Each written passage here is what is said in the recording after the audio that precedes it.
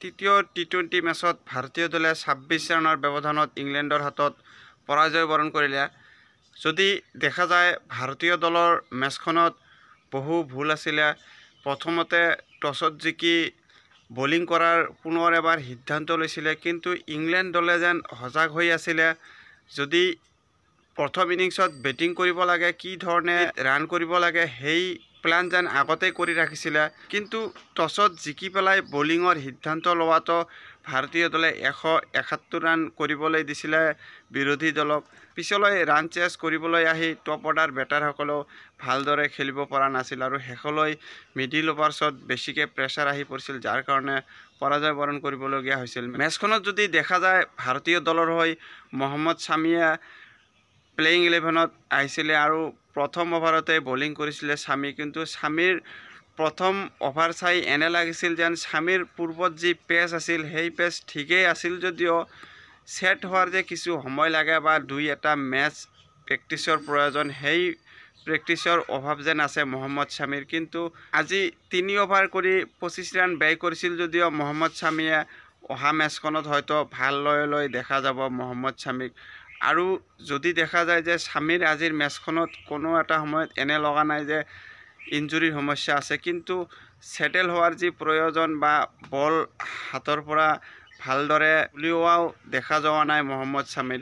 বাৰু যি কি নহওক, মেচখনত পৰাজয় বৰণ কৰাৰ মেইন কাৰণ হ'ল ভাৰতীয় দলৰ কিছু প্লান আৰু প্লেয়িং 11ও ভালদৰে সজোৱা নাছিল। আৰু হাৰ্দিক পাণ্ডিয়াক যদি বাদ দিয়া হয়, কেৱল মাত্ৰ এজনহে ভাৰতীয় দলে ফাষ্ট বলাৰ খেলাইছিল আৰু এই পিটছত অন্ততঃ 2জন ফাষ্ট বলাৰ ৰাখিবৰ প্ৰয়োজন আছিলে আৰু ৱাশ্বিংটন সুন্দৰে কেৱল মাত্ৰ এটা অভাৰহে বল কৰিছিলে আৰু ভাৰতীয় দলে বেছিকৈ অলৰাউণ্ডাৰ ৰাখি বেটিং লাইনআপ দীঘলীয়া ৰখাৰ চিন্তা কৰি বলিঙৰ ফালে যেন কমজুৰি কৰি লৈছে। আৰু যদি দেখা যায় অলৰাউণ্ডাৰসকলে এনে প্ৰদৰ্শন কৰি আছে, না তো বল হাতেৰে ভাল প্ৰদৰ্শন কৰি আছে না বেটিঙত, যিকোনো এফালেও ভালদৰে কাম কৰিব পৰা নাই।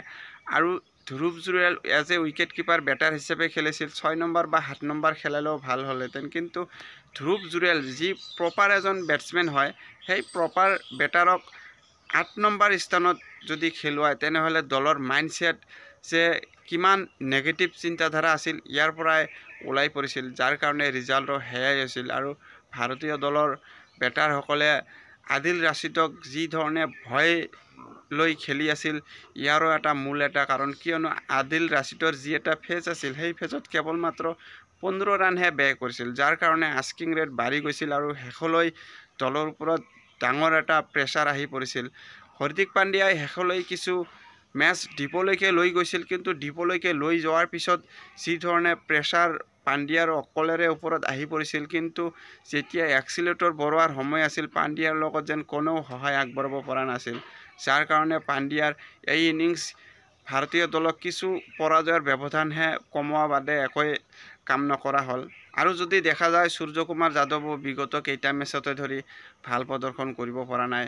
বাৰু যি কি নহওক, ভাৰতীয় দলে দিনৰ শেষত মেচখনত 26 ৰানত পৰাজয় বৰণ কৰিলে, কিন্তু প্ৰথমতেই বলিঙত বৰুণ চক্ৰৱৰ্তীয়ে নিজৰ চক্ৰভিউ ৰচি বজ্ৰপাত কৰি পেলাই যি ধৰণে উইকেট লৈছিল আৰু কেৰিয়াৰৰ দ্বিতীয়তম 5 লৈ বৰুণ চক্ৰৱৰ্তীয়ে যি পৰিশ্ৰম কৰিছিল মেচত বা যি এটা সাফল্য লাভ কৰিছিল, সেই সাফল্যৰ ওপৰত যেন সকলো ভাৰতীয় খেলুৱৈসকলে চেঁচা পানী ঢালি দিলে আৰু অৱশেষত ভাৰতীয় দলে পৰাজয় বৰণ কৰিলে।